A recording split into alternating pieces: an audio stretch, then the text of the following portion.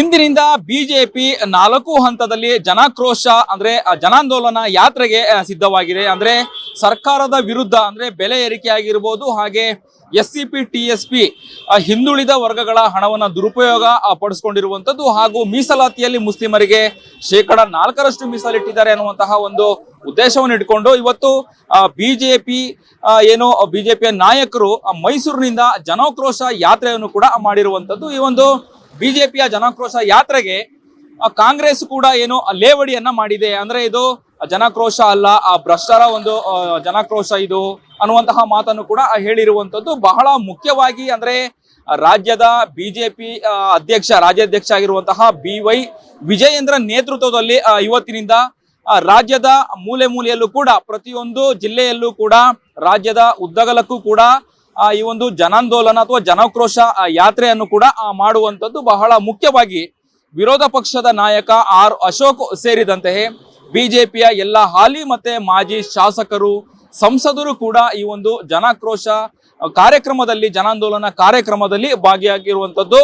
ಅಂದ್ರೆ ಸರ್ಕಾರದ ವಿರುದ್ಧ ಈಗಾಗಲೇ ದಿನಬಳಕೆಯ ವಸ್ತುಗಳ ಬೆಲೆ ಏರಿಕೆ ಆಗಿರ್ಬೋದು, ಅಥವಾ ಹಿಂದುಳಿದ ವರ್ಗಗಳ ಅಲ್ಪಸಂಖ್ಯಾತರ ಹಣವನ್ನ ದುರುಪಯೋಗ ಮಾಡ್ತಾ ಇದೆ ಸರ್ಕಾರ. ಅಂದ್ರೆ ಉಚಿತ ಭಾಗ್ಯಗಳಿಗೆ ಈ ಹಣವನ್ನ ಈ ಒಂದು SC/ST ಹಣವನ್ನು ಕೂಡ ಬಳಸ್ಕೊಳ್ತಾ ಇದ್ದಾರೆ ಅನ್ನುವಂತಹ ಗಂಭೀರವಾದಂತಹ ಆರೋಪವನ್ನ ಇಟ್ಕೊಂಡು, ಹಾಗೆ ಇತ್ತೀಚಿನ ದಿನಗಳಲ್ಲಿ ಬೆಲೆ ಏರಿಕೆ ಮಾಡಿರುವಂತದ್ದು ಅಂದ್ರೆ ಟಿಕೆಟ್ ದರ ಆಗಿರ್ಬೋದು, ಅಥವಾ ಮೆಟ್ರೋ ಬೆಲೆ ದರ ಏರಿಕೆ ಆಗಿರ್ಬೋದು, ಹಾಗೇನೆ ಡೀಸೆಲ್ ದರ ಏರಿಕೆಯನ್ನು ಕೂಡ ಆಗಿರ್ಬೋದು. ಇದನ್ನೆಲ್ಲದನ್ನು ಕೂಡ ಖಂಡಿಸಿ ಬಿಜೆಪಿ ಜನಾಕ್ರೋಶ ಯಾತ್ರೆಯನ್ನು ಕೂಡ ಮಾಡ್ತಿರುವಂತದ್ದು. ಈಗಾಗಲೇ ಇಂದಿನಿಂದ ಮೈಸೂರಿನಿಂದ ಈ ಒಂದು ಜನಾಂದೋಲನ ಯಾತ್ರೆ ಪ್ರಾರಂಭಗೊಂಡಿದೆ. ಅಂದ್ರೆ ಪ್ರತಿಯೊಂದು ಜಿಲ್ಲೆಯಲ್ಲೂ ಕೂಡ ಅಂದ್ರೆ 4 ಹಂತದಲ್ಲಿ ಈ ಒಂದು ಜನಾಕ್ರೋಶ ಆಂದೋಲನ ಮಾಡುವಂತದ್ದು. ಬಹಳ ಮುಖ್ಯವಾಗಿ ಅಂದ್ರೆ ಇಲ್ಲಿ JDS ನ ಹೊರಗಿಟ್ಟು, ಅಂದ್ರೆ ಮೂಡ ಒಂದು ಹಗರಣದಲ್ಲಿ JDS ಮತ್ತೆ ಬಿಜೆಪಿ ಒಂದ್ ರೀತಿಯಲ್ಲಿ ಅಂದ್ರೆ ಕೊನೆಯ ಒಂದು ಹಂತದಲ್ಲಿ ಕೂಡ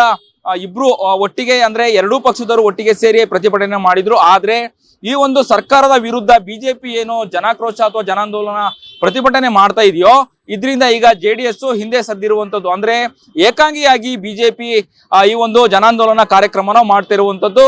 ಅಂದ್ರೆ ಪ್ರತ್ಯೇಕವಾಗಿ JDS ನವರು ನಾವು ಪ್ರತಿಭಟನೆ ಮುಂದಿನ ದಿನಗಳಲ್ಲಿ ಮಾಡ್ತೀವಿ ಅಂತ ಹೇಳೋದಾಗ್ಲಿ, ಅಥವಾ ಒಟ್ಟಿಗೆ ನಾವು ಮಾಡ್ತೀವಿ ಅಂತ ಎಲ್ಲೂ ಕೂಡ ಕ್ಲಾರಿಟಿ ಇಲ್ಲ. ಅಂದ್ರೆ ಯಾಕೆ ಬಿಜೆಪಿ ಮತ್ತೆ JDS ಒಟ್ಟಿಗೆ ಮಾಡ್ತಾ ಇಲ್ಲ ಪ್ರತಿಭಟನೆ ಅನ್ನುವಂಥದ್ದು. ಎಲ್ಲ ಒಂದು ಕಡೆ JDS ನ ಹೊರಗಿಟ್ಟು ಬಿಜೆಪಿ ಈ ರೀತಿಯಾದಂತಹ ಒಂದು ಪ್ರತಿಭಟನೆ ಮಾಡುವಂತದ್ದು ಅಥವಾ ಜನಾಕ್ರೋಶ ಮಾಡುವಂತದ್ದು, ಸರ್ಕಾರ ವಿರುದ್ಧ ಸಿಡಿದೇಳ್ತಿರುವಂತದ್ದು. ಈಗ ಕೆಲ JDS ನಾಯಕರಿಗೂ ಕೂಡ ಅಸಮಾಧಾನ ಇರುವಂತದ್ದು. ಅಂದ್ರೆ ನಮ್ಮನ್ನು ಕೂಡ ಕರೆದಿದ್ರೆ ನಾವು ಕೂಡ ಭಾಗವಹಿಸ್ತಿದ್ವಿ, ಅಂದ್ರೆ ಸರ್ಕಾರದ ವಿರುದ್ಧ ಮಾಡ್ತಿರುವಂತಹ ಈ ಒಂದು ಹೋರಾಟಕ್ಕೆ ಅಥವಾ ಈ ಒಂದು ಪ್ರತಿಭಟನೆಗೆ ನಾವು ಕೂಡ ಭಾಗಿಯಾಗ್ತಿದ್ವಿ, ನಮ್ಮನ್ನ ಯಾಕೆ ಕರೆದಿಲ್ಲ ಅಂತಾನು ಕೂಡ ಒಂದಷ್ಟು ಸಚಿವರಾಗ್ಲಿ ಶಾಸಕರಾಗ್ಲಿ JDS ಮುಖಂಡರು ಮಾತನಾಡಿದ್ರು. ಆದ್ರೆ ಬಿಜೆಪಿ ಮಾತ್ರ ಏಕಾಂಗಿಯಾಗಿ ಸರ್ಕಾರದ ವಿರುದ್ಧ ಈಗ ಜನಾಂದೋಲನ ಕಾರ್ಯಕ್ರಮವನ್ನ ಮಾಡ್ತಾ ಇದೆ. ನೋಡ್ಬೇಕು ಮುಂದಿನ ದಿನಗಳಲ್ಲಿ ಎಲ್ಲಿಗೆ ಹೋಗಿ ಮುಟ್ಟುತ್ತಾ ಇದು ಅನ್ನುವಂಥದ್ದು. ಅಂದ್ರೆ ಈಗಾಗಲೇ ಪ್ರತಿಯೊಂದು ಜಿಲ್ಲೆಯಲ್ಲೂ ಕೂಡ ಈ ಒಂದು ಜನಾಂದೋಲನ ಕಾರ್ಯಕ್ರಮ ಮಾಡ್ತೀನಿ ಅಂತ ಹೇಳಿ ಇವತ್ತು ಮೈಸೂರಿನಿಂದ ಚಾಲನೆಯನ್ನ ಕೊಟ್ಟಿರುವಂತದ್ದು. ಕ್ಯಾಮ್ರಾ ಪರ್ಸನ್ ಉಲ್ಲಾಸ್ ಜೊತೆ ಅಭಿಜಿತ್ ಗಣೇಶ್, ಕರ್ನಾಟಕ ಟಿವಿ,